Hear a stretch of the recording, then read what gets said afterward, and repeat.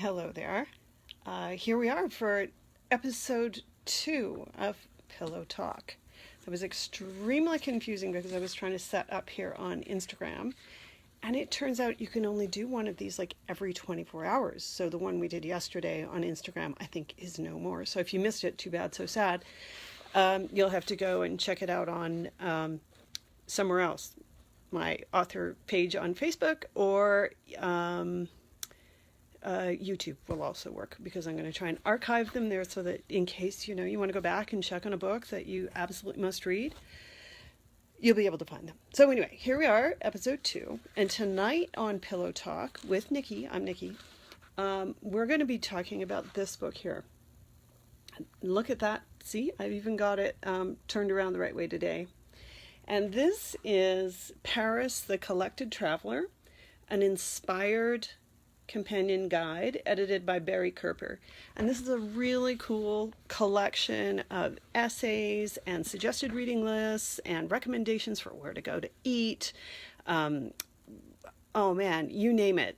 Tidbits about language and culture and museums and coffee shops and whatever. All things French.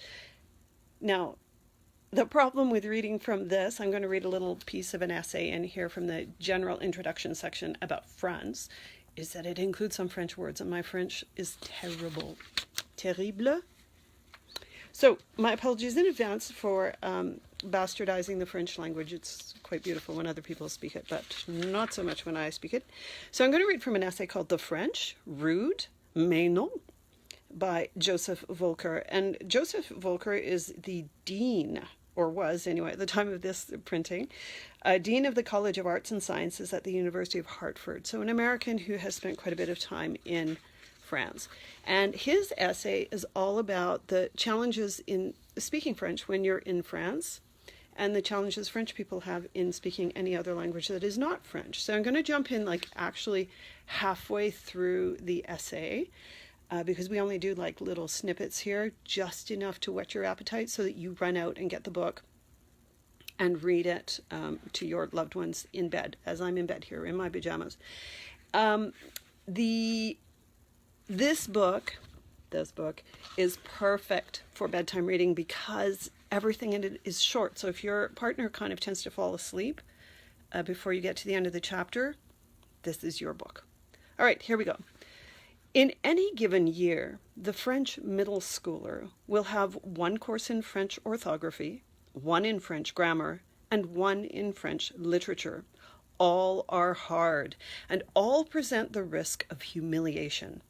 One reason the French are generally not good at foreign languages and avoid learning them is that they have no desire to suffer the agonies of French class all over again in another tongue.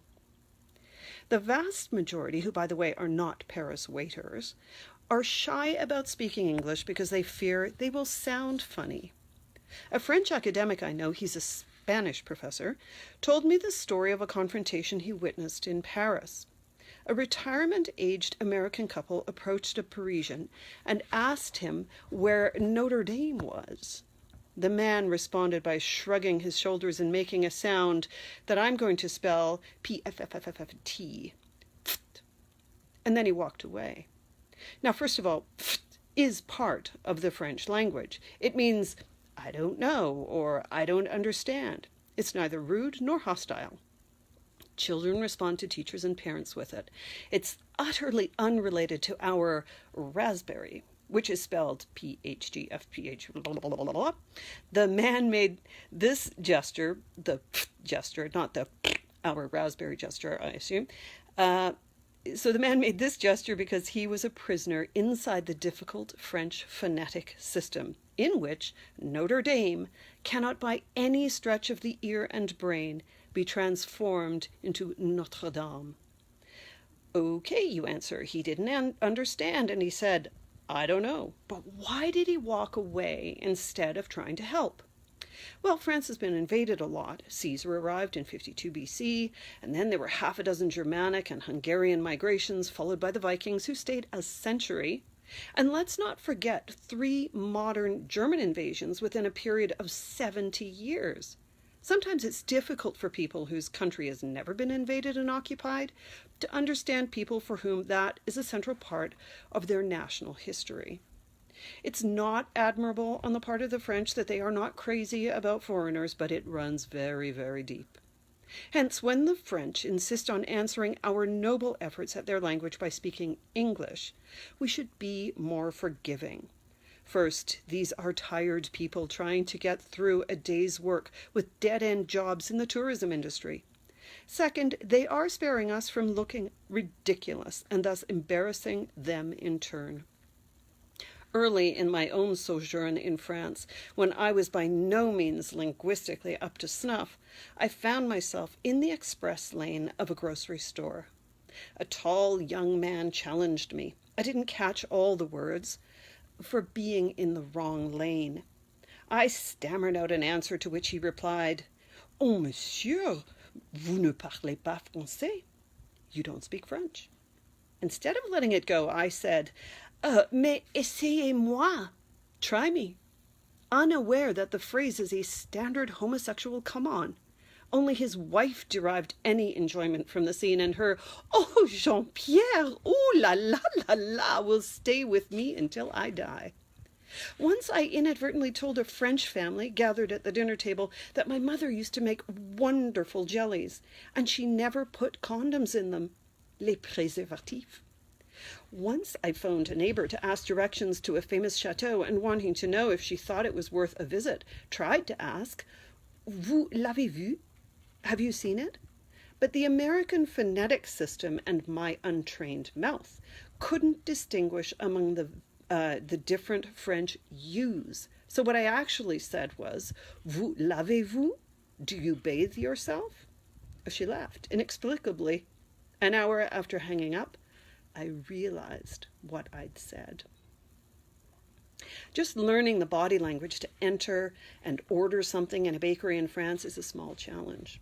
Somehow we Americans never know where to stand. We wind up dead center in the store with everyone staring at us.